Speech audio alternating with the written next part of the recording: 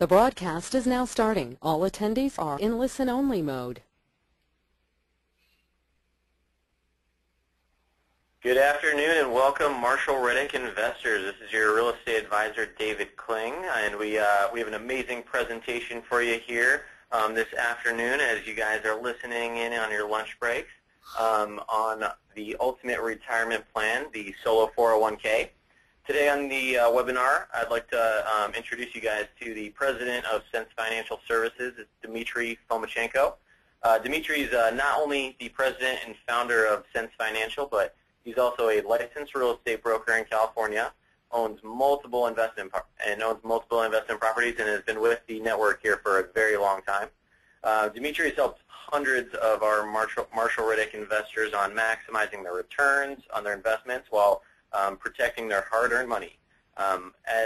Without any further ado, I'm very excited to introduce you guys to Dmitry, and he has an excellent presentation for us today. So I'll let you take it away, Dmitry. All right, thank you so much. Can you hear me all right, and can you see the screen? Yeah, everything looks great. Okay, great. Well, welcome everybody to this presentation, and today I'm going to be discussing the Solo 401k retirement plan, which is also known as Ultimate Retirement Plan. And it's a great topic that is of interest of many, and I hope you guys will enjoy it. Just a quick information about myself. And before I do that, just a quick disclaimer. Sense Financial Services is not a fiduciary. We do not provide legal, tax, investment, or accounting, or any other professional advice. My specialty is in retirement accounts, and that's what I'm going to be talking mainly, but I'll be throwing in some bits and pieces and other things that I'm aware of and learn, but again, I don't provide the professional advice, and if you do need that kind of advice, we always recommend that you seek expert help to help you. So you can see my contact information here on the screen. I will show that at the end as well. But I always welcome any questions from you folks, and we do offer free consultation as always, and you're welcome to contact me directly or call the office, and we can schedule a free consultation for you guys. Because what we found is that typically in a group presentation, whether it's a live or a webinar like today, it's pretty hard to address every single situation there, and every single situation and person is unique. So that's why it just makes sense for us to talk about your specifics, where I can learn more about what your goals are, what your situation is, and then that will enable me to give you the best advice, best recommendation based on your situation. And just a little bit about myself. This is my beautiful family, my wife and our 8-year-old daughter, and this is the reason why I do what I do. And the reason I'm showing this picture to you is because each and every one of you should have a similar reason, and you should keep that picture or that reason in front of you, because that will help you keep you motivated and to do what you need to do to accomplish the goals that you have. And since we're talking about retirement accounts today, this is an important topic that pretty much everyone is involved in that. So it's very important that you set proper goals and keep them in front of you. Now, just a little bit about the background and the history of our company. The name of our company is Sense Financial Services, and the reason behind this name is because the financial concepts that we teach, they just make sense. And they're based on proven biblical principles of financial planning and investments. And our tagline here, or motto, is wise financial stewardship. And Proverbs 21:5 says that good planning and hard work leads to prosperity. And I know this may, for some of you, be a topic that is new. Maybe you never spend time investing in learning about retirement planning, but guess what? If you give control to your savings, to your retirement dollars to somebody else, and if everything fails at the end, who are you to blame? So you need to take the responsibility into your own hands, and you need to invest the time to learn how to manage your retirement account and your investments. And when it comes to retirement accounts, our goal is to help our clients obtain control over and protect the retirement accounts. And another quote from Proverbs here, Proverbs 21:20 says that the wise man saves for the future, but the foolish man spends wherever he gets. And unfortunately, there is very many foolish people out there that just live on a paycheck to paycheck, and they don't do any planning for the future. But it's just a wise thing to do, to set aside some time to talk about this, to learn this topic, and also to then start putting money away. And many of you do have retirement accounts, and I commend you for being here on this webinar to invest the time to learn how to be better stewards of the finances that you have. Now, let's talk about the options. When it comes to retirement accounts, and the options that we implement is you basically have two options. Number one is the self-directed IRA, and number two is a self-directed solo 401k that gives you the checkbook control over your retirement account. It's also known as Ultimate Retirement Plan, and we're going to talk about both of them. We're going to kind of switch between one and the other, and we will compare the two, and to help you understand the benefits and make better decision. So what is a self-directed IRA? A self-directed IRA is a tax-deferred trust account that is placed with the IRS approved custodian, such as a bank or a trust company. When it comes to self-directed retirement accounts, you're dealing with the trust company, unlike just the main custodians like Fidelity and Schwab, where they have limitations on investment options. A self-directed custodian does not place those limitations. So the main benefit of self-directed IRA is that it allows you to invest into non-traditional assets. The reason that majority of people out there not aware of existence self-directed IRA and 401k is because your financial advisor and a stockbroker are not interested in you learning about this option, because they want to keep you invested in the stock market. That's how they make money.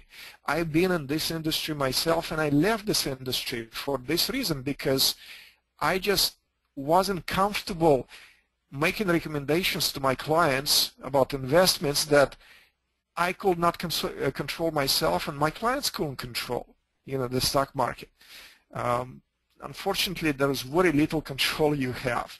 You can employ some practices and some tricks to maybe minimize the losses, but ultimately, you and I, we have very little control over that. But self-directed retirement accounts been around for quite some time, actually been created by the federal law in 1974. So when people ask me sometimes after hearing me present, is that something new? No, it is not new. It's been around for some time, but just, you don't hear it advertised on the TV, and your financial advisor is probably not going to talk to you about this. But think about this. Just think about this, what I'm about to tell you. When you have your money managed by some stockbroker or financial advisor, and regardless of the performance of your portfolio, whether it's going up or down, if your financial advisor makes money off of you regardless, think of it, does it make sense? To me, it doesn't make any sense. If it doesn't give any incentive to your advisor to do a better job managing or investing your money. It just doesn't make sense. So if you're employing someone to help you, be sure that you're using a fee-only advisor and not somebody who simply sells you some mutual funds or some stocks and makes the percentage off of the assets under management. It's just not a good situation there. But self-directed retirement accounts have been designed to help people like you and I save money for the retirement. They've been designed under Internal Revenue Code Section 408. Now, as I'm going through the presentation, and please take notes, and if you have any questions, just jot them down, or you can actually type them in a chat window so we can address them later for you. So be sure to just either ask them at the end or just type them in the chat window so we can see them and we can answer them for you towards the end of the presentation. So just a quick comparison between conventional retirement accounts and self-directed retirement accounts. So when you have a conventional IRA and 401k, and most of you on the call probably have some type of retirement account, the problem with that is that your retirement account investment options are limited. They're limited to stocks, bonds, and mutual funds, and they're limited by the custodian. So custodian is the problem. Your current custodian dictates what you can and cannot do within your retirement account. And here is an example for you of just an overview of the investment options. And I remember when I was working at my last job and we had a 401k there at the company, a representative from the company will come up to us and meet with all the participants of the 401k about once a year, and will give a similar option as you can see on your screen. So as you can see, just a very, very limited investment options. Now, if you have an IRA, you probably have maybe a little bit more options. You can pick a little bit more, maybe I can have access to more mutual funds, but the bottom line is that it just confined to equities. Your investments are confined to just those of a stock market. And if you think that your investments might be diversified when you invest in a stock market or in mutual funds, while it may be diversified within a mutual fund between different equities, but it's still just one asset class. So to achieve a true diversification, you need to do something else. So a self-directed retirement account has virtually limitless investment options. And here on the right side of the screen, you'll see just a few examples here of the most common investments that I see my clients make. Probably most common is real estate. Then you'll have tax liens and trust deeds. You can invest in real estate options. You can use your retirement dollars and actually invest in mortgage notes and trust deeds. You can be the bank. You can invest in businesses and partnerships. You can buy real estate out of the U.S. I have clients who buy in real estate in South America, in Canada, in India, and just recently I had a client who's buying in Japan. So you do have those options. Within self-directed retirement accounts, you can invest in something that you understand the best and have more control over. And that's the key. You shouldn't be investing in something that you have very little control. Invest in something that you understand and can control. And last note here is that this is a misconception that sometimes I do see. People think that once you set up a self-directed IRA or 401k, you can only invest in real estate. No, that's not the case. You can still do the same conventional investments like stocks and mutual funds within a self-directed IRA or 401k. So if you're looking at your account statements, you might be thinking something like this.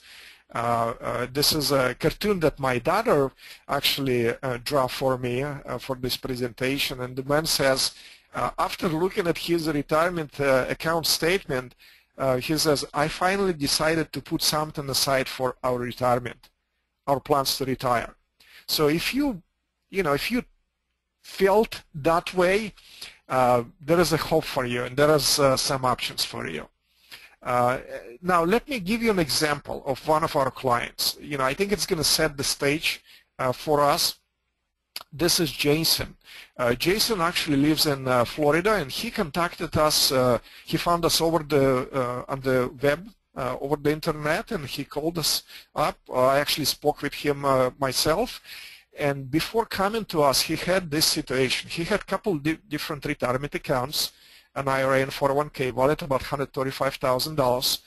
He actually was watching, just like in I mentioned before, like some of you, he's been watching his statements and looking at his balance just going down. So he was really concerned about that, and he got fed up.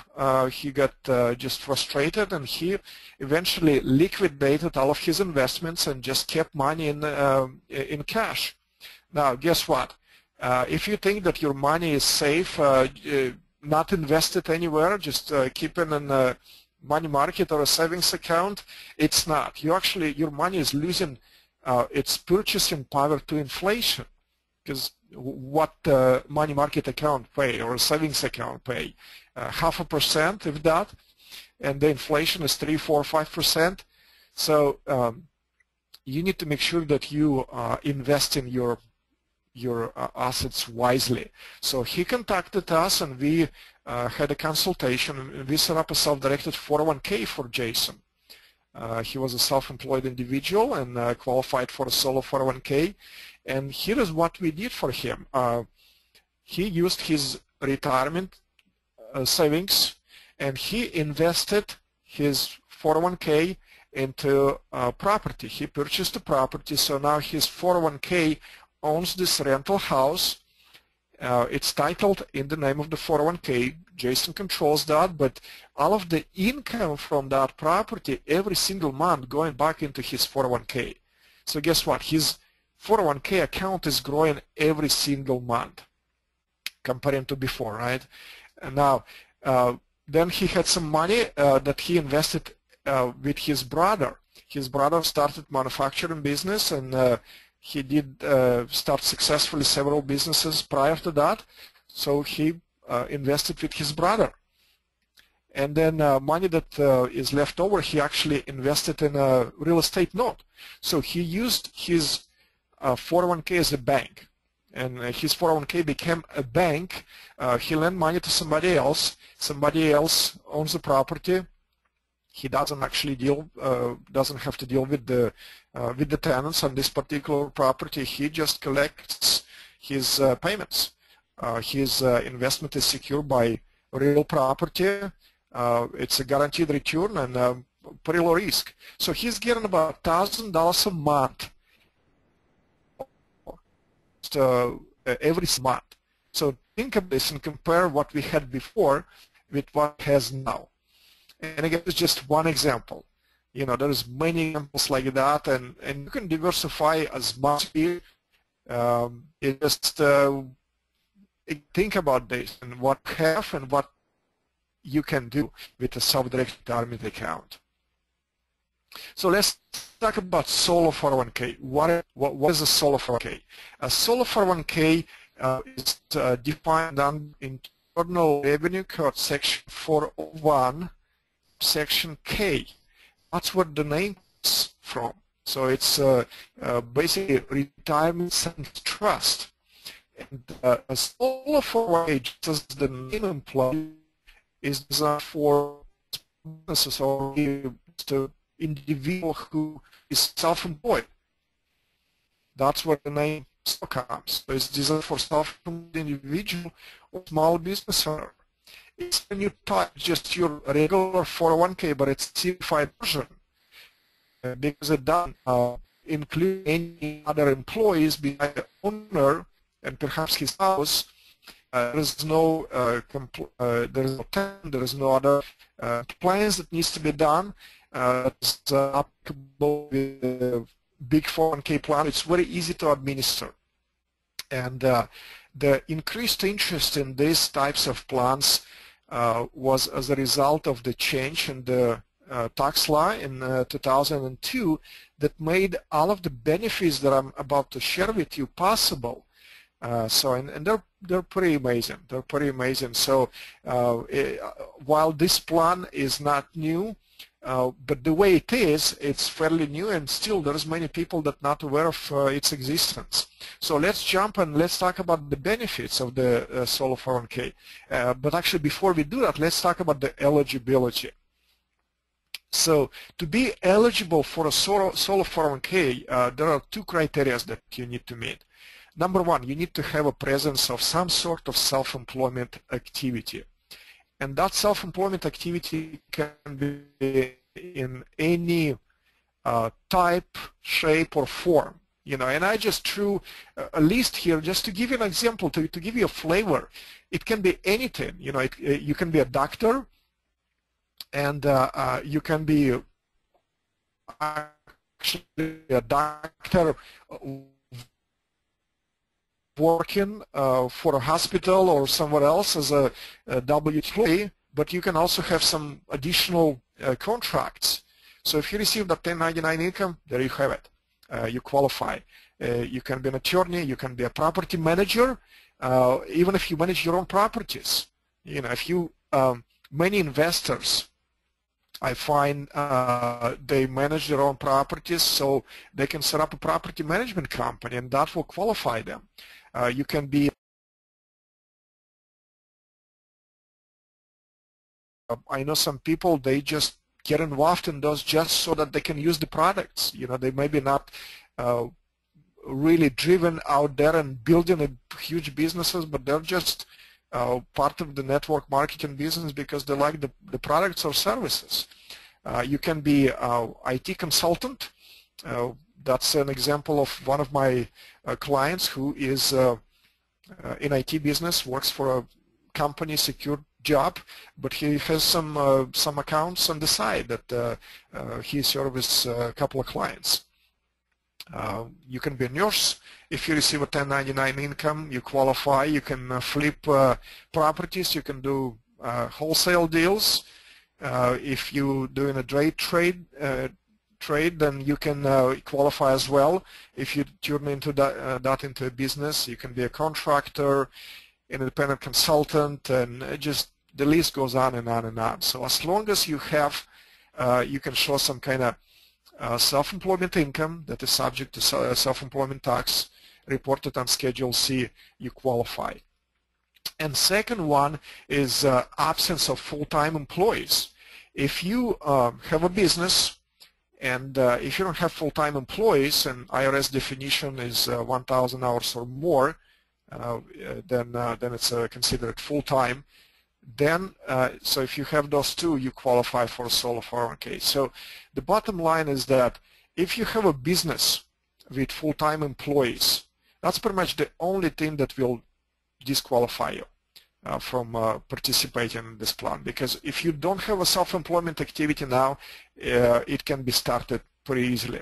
Now, the reason I'm spending time on this and explaining this to you, because if you're thinking, well, I don't qualify, I don't meet that criteria, this is probably not for me. Well, don't tune out yet. Just continue listening and learning. And I had a number of clients who started self-employment activity or some sort of business just so that they can qualify for a solo 401k, because the benefits that it offers is just amazing. All right, so let's spend a little bit of time on talking about the second criteria, absence of full-time employees. So as I mentioned, the plan is designed for self-employed individuals or small business owners without full-time employees other than business owner and the spouse. Now, if you have a business and you lease employees, basically, you may have employees that they don't work for you directly. They might work for some other company or agencies, but they do, work for you. They come to your office and they clock in and out. They're considered leased employees, and for the purposes of the 401k, they will be considered employees. So that will disqualify you. But excluded, the following group can be legally excluded from the plan. So basically, if you have employees who are under 21 years of age, they can be excluded. Those that work less than 1,000 hours a year, they can be legally excluded because they will have to meet the criteria to qualify to join the plan of working 1,000 hours in a year. So if they work less than 1,000, then you're good. Union employees are excluded, and non-resident alien employees are also excluded. So let's talk about the benefits. Now, the first benefit is a high contribution limit of the solo 401k. That's huge. That is a huge. Now, when you have a business, think of it, and I'm showing here two hats because you're actually wearing two hats. You're wearing the hat of an employee and the employer. You're the business owner, but you're also doing the work. So as an employee, you can contribute up to $18,000 per year. It's called the elective deferral or salary deferral. And then if you're over 50 years of age, you've got additional $6,000 in a catch-up contribution that you can contribute. So the total limit is $24,000. Okay, now this contribution can be up to 100% of your self-employed earnings. So if you are, if you have a full-time job elsewhere, and if you have a side business, and let's say you only made $25,000, out of $25,000 you can shelter $18,000 into a retirement account. You know, that's huge. And that can go into either a pre-tax or a post-tax Roth, because solo 401k has a Roth bucket, if you will, that you can contribute after taxes. We'll talk more about that. And then second part is the profit sharing contributions, and that's when the business makes the contribution. It's kind of like a matching with your employer, but there is no match with the solo 401k. It's called a profit share. So up to 25% of your self-employed compensation, 20% in case of a sole proprietorship or a single member LLC, and that is can only go that's tax deductible. So this is a pre-tax, can only be made with the pre-tax dollars, and that's a dollar-for-dollar deduction for your business. Now, if you look at the combined limits, okay, the total limit, the sum of two is $53,000 per year. And if you're over 50 years of age, then you have the $6,000 catch-up, which makes it $59,000. So think about this. Combine, if you're just a single business owner, you can put over $50,000 you can shelter from your income. And if you're husband and wife doing a business together, you can shelter up to potentially over $100,000. Think of a tax impact that it's going to be. Talk to your accountant about this, but why would you give money to Uncle Sam where you can rather put that into your retirement account, because the savings can be huge. Not only you're sheltering or minimizing your taxes, but actually it's kind of a double impact, because if you're able to shelter $50,000 or $100,000 from your income, that's probably going to set you in a different tax bracket, much lower tax bracket. So you're going to be paying lower percentage on lower amount. So the impact can be pretty significant. And again, this is very important to do, because here, another quote from Proverbs, it says, the wise man saves for the future, but the foolish man spends whatever he gets. So it's very important for you to do that, to have some sort of savings or retirement plan and put money away for the future, because you're young, maybe you're able to work now, and you as we get older, we're not getting any healthier, and so we need to have a plan. Now, next benefit of a solo 401k is a loan feature, and basically it's a pretty cool feature that allows you to borrow from your retirement account, and the terms of the loan are typically 5 years. So you can take a loan from your retirement account for any reason, and you just have to pay it back over 5 years. The payments can be made monthly or quarterly, so those are amortized payments, and the interest rate is set at prime plus 1%, so, and that's currently 4.25%. So it's very low rate, and guess what? When you make the payments back, you actually pay an interest back to your own retirement accounts. So your retirement account is growing. It can be used for any reason or purpose whatsoever. You can access up to $50,000 or 50% of the account balance, whichever is less, without taxes and penalties. Okay, so think of it is that you basically creating your own bank that will never tune you down. Right? Won't it be nice to have something like that? When you go and apply for a loan, you have to qualify for it. Here, you're the one who approves it because you're the administrator of your own plan and you're the applicant or participant. So you approve your own loan. Again, as long as you follow the guidelines and set rules, you can access that at any time. Now, it's another one of the other ways it can be used for some kind of transaction that otherwise can be prohibited. You know, there are certain things that are not allowed inside of a retirement account, but if you can pull the money, then you can use it however you wish, as long as you pay that back. And guess what? This feature is not available with a self-directed IRA, so it's only available with a solo 401k. So nice feature to have. Let me give you an example of how useful can it be. I have a client who was referred to me by somebody. This lady, she had a medical debt of pretty high interest rate, and she was just paying interest, pretty much just only interest payments, and the balance wasn't really going down. So she was considering just pulling money out from her retirement account, just cashing in, taking early distribution. And when she met with her accountant, the accountant did run some numbers and said she needed about $10,000, and accountant told her you need to pull about $20,000 because after you pay taxes and penalties, you're going to be left with about $10,000. So close to 50% of the balance will be lost.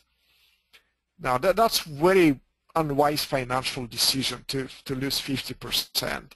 Now once we talked and I consulted with her, we set up a solo 401k for this lady, and then as soon as she did the rollover, she was able to take the loan out of $10,000, not 20, just 10.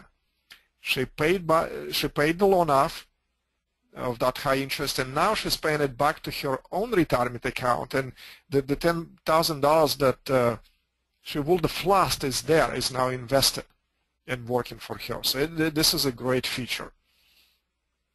Next benefit is the ability to make Roth contributions. Now, the solo 401k plan allows you to make contributions on a pre-tax or tax-deferred basis, as well as after-tax or post-tax basis into Roth sub-account. And guess what? There is no income restrictions for the Roth type of contributions. And if you compare that with a Roth IRA, there is a, I think, I forgot exactly the number, but if you make over a certain threshold, you're not allowed to make contributions into Roth.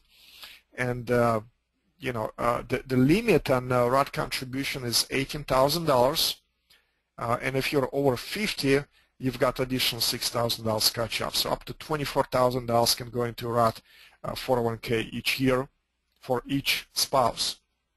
Compare that with $5,500 plus $1,000 catch up with a Roth IRA. Huge difference. So all of the income and gains that generated by the investments inside of your Roth account are tax-free.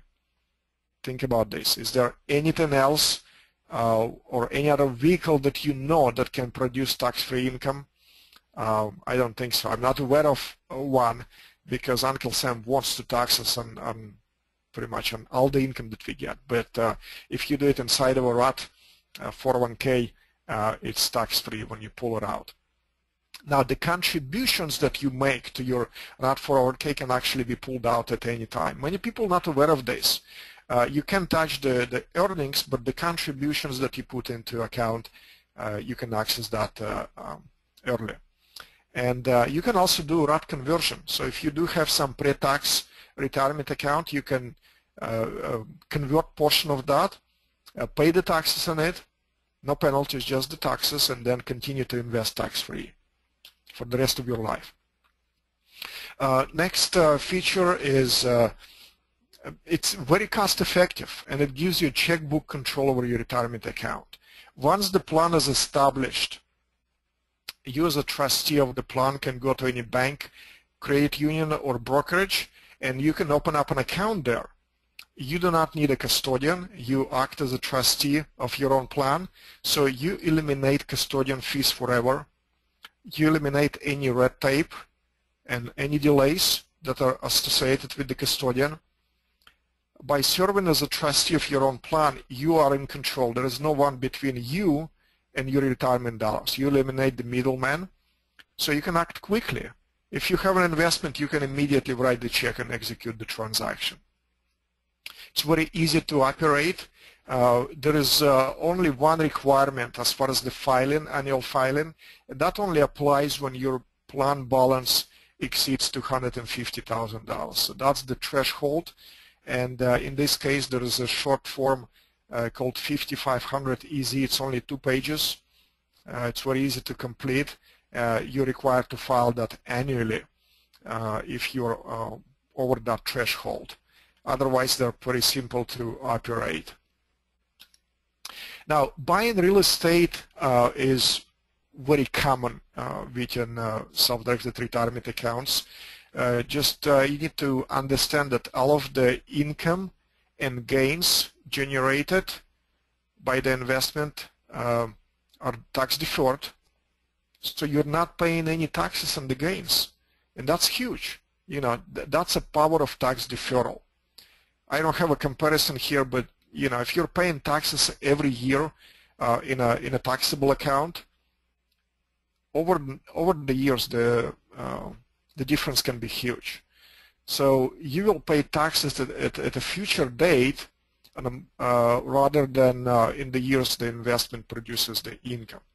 So again, the power of tax deferral. The income and gains generated in a Roth 401k are tax-free forever. Again, that's huge. Now keep in mind that all the income and all the gains from the investments must go back into the retirement account. So you cannot use it now. You can use it later. And all of the expenses must be paid from the account as well that are related to the investments. So make sure there is no commingling. One question that I often ask is, can I finance real estate inside of my retirement account, or do I have to come out with all cash? The truth is that you can finance your real estate purchase, but you're not allowed to provide personal guarantee. Therefore, the loan must be non-recourse. Non-recourse means that property is the only security for the loan. You cannot provide personal guarantee. Normally, with conventional retirement account, when you go to the bank and apply for a loan, you sign the paperwork, and you basically give authorization to the bank to come after you. If you were default on the loan and there is a deficiency, they can come after you personally.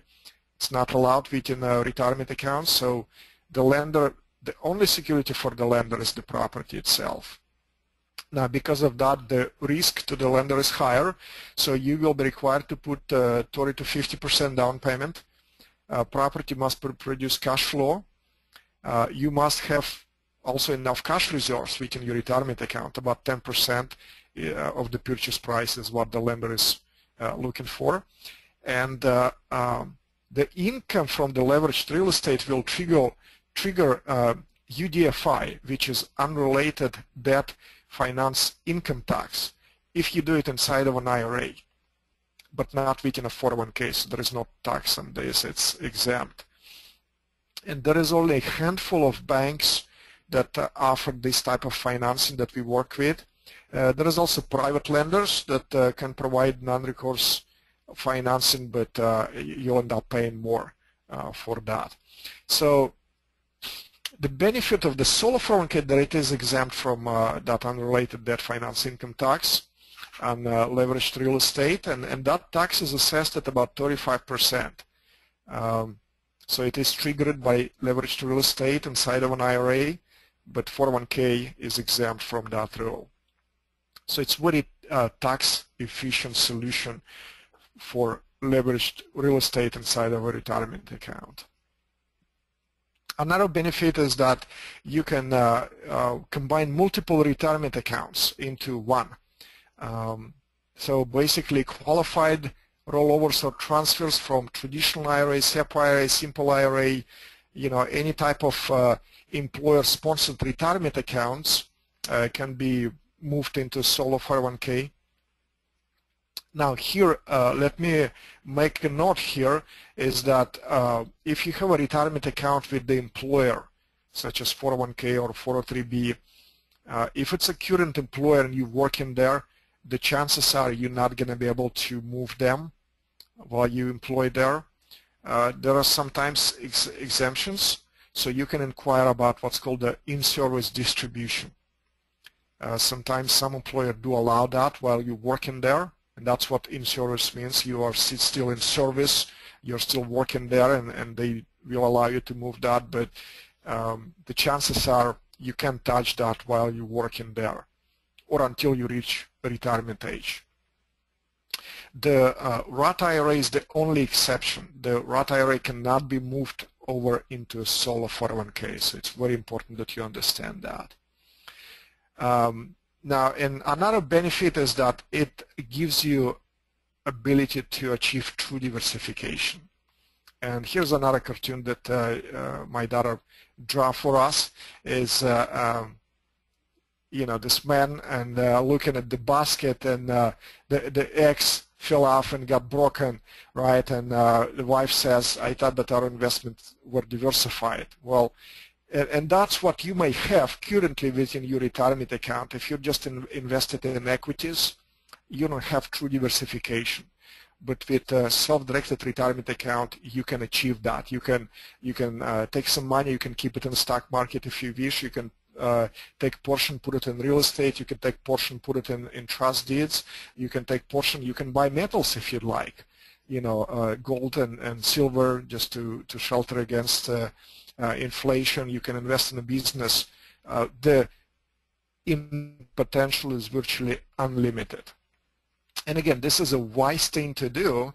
And again, I mentioned that what we teach is based on proven biblical principles. So Ecclesiastes 11:2 says, "Divide your portion to 7 or even to 8, for you do not know what misfortune may occur on the earth." We don't know what's going to happen with the stock market tomorrow. We don't know what might happen with other investments. So it's just a wise thing to do to diversify, to spread your investments across different asset classes. Now let's talk about a few things that you cannot do inside of a retirement account. So when it comes to a solo 401k, there's only two things that you cannot invest in. Number one is collectibles, and that can be coins, stamps, artwork. Anything that is considered collectible is not allowed to be invested. And also S Corp, because subchapter S Corp requires physical person to be a shareholder. You can invest in the C Corp but not S Corp. And that is defined in the Internal Revenue Code section 4975. Clearly explained that. And on top of that, the same section explains that there is a certain persons that are considered to be disqualified. And disqualified persons are not allowed to be engaged in any transaction within a retirement account.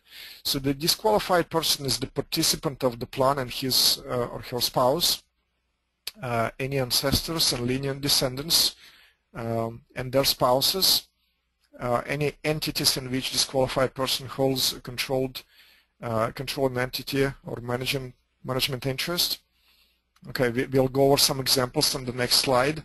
An exemption to that can be a brother or sister.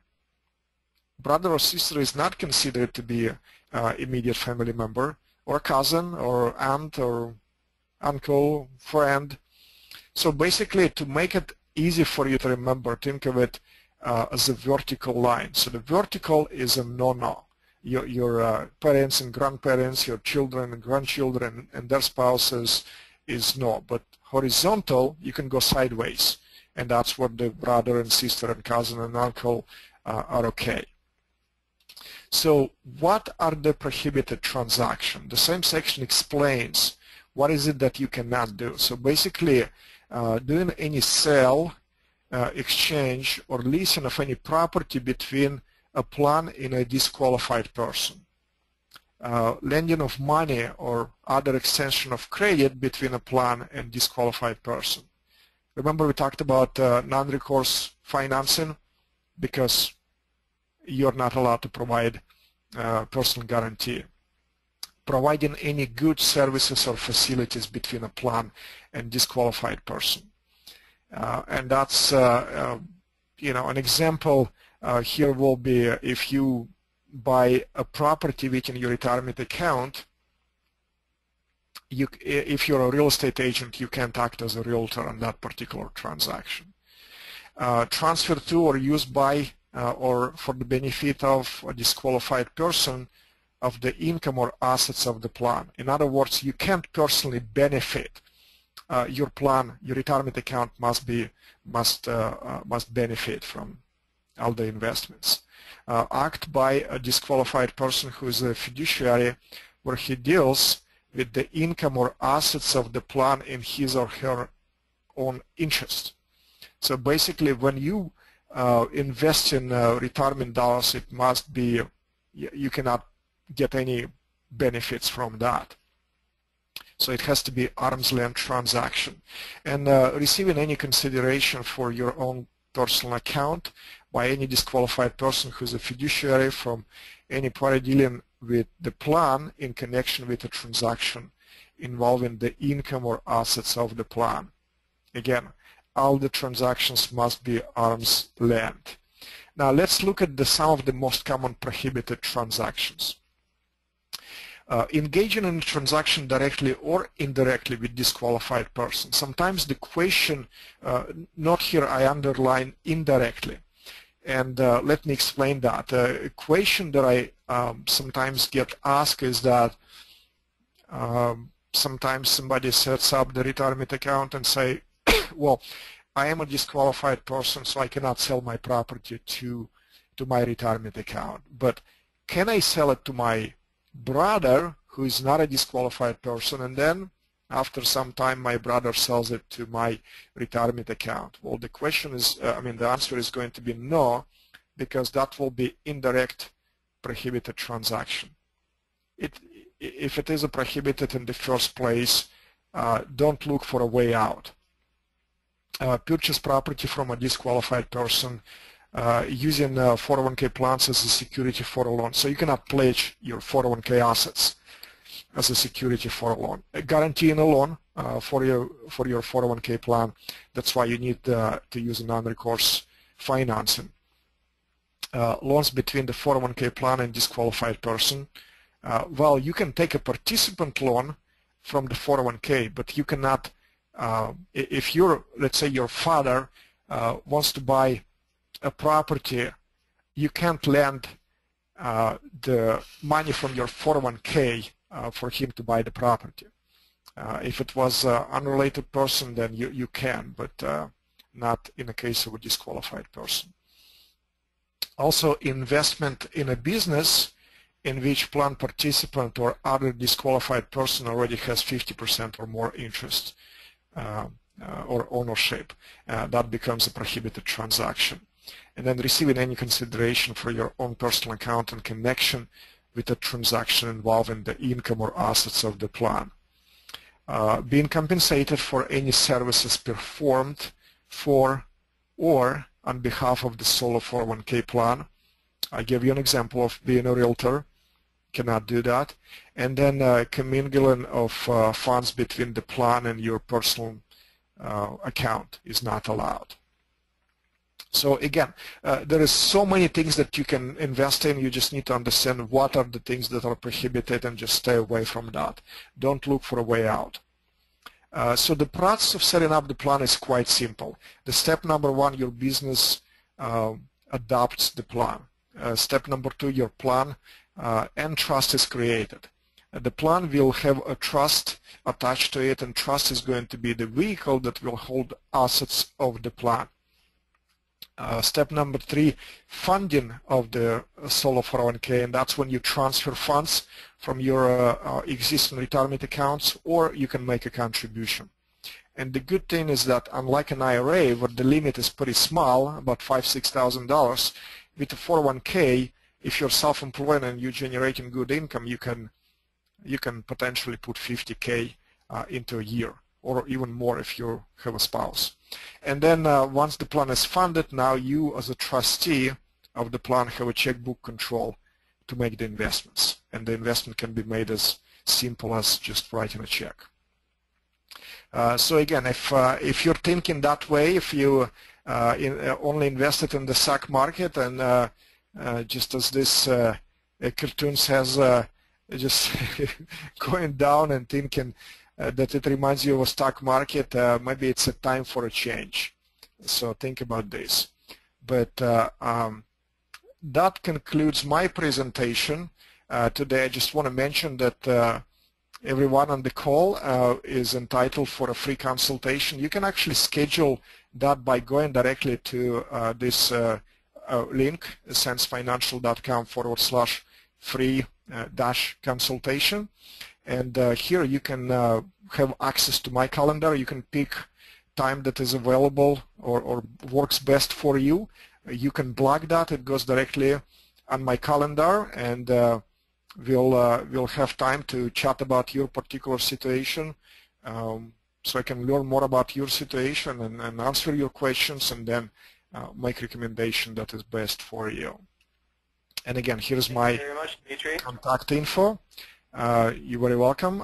Feel free to just jot it down, and if you have questions now or perhaps in the future, you're welcome to reach out to me. Absolutely. We had a few questions on there for you that we wanted to get to at the end here. One of the questions that we had was, what if I'm self-employed, but it's on and off each year, and the business is an eBay business, and some years it doesn't make enough to file a 1099, but some years it does. Would they still be eligible for the 401k?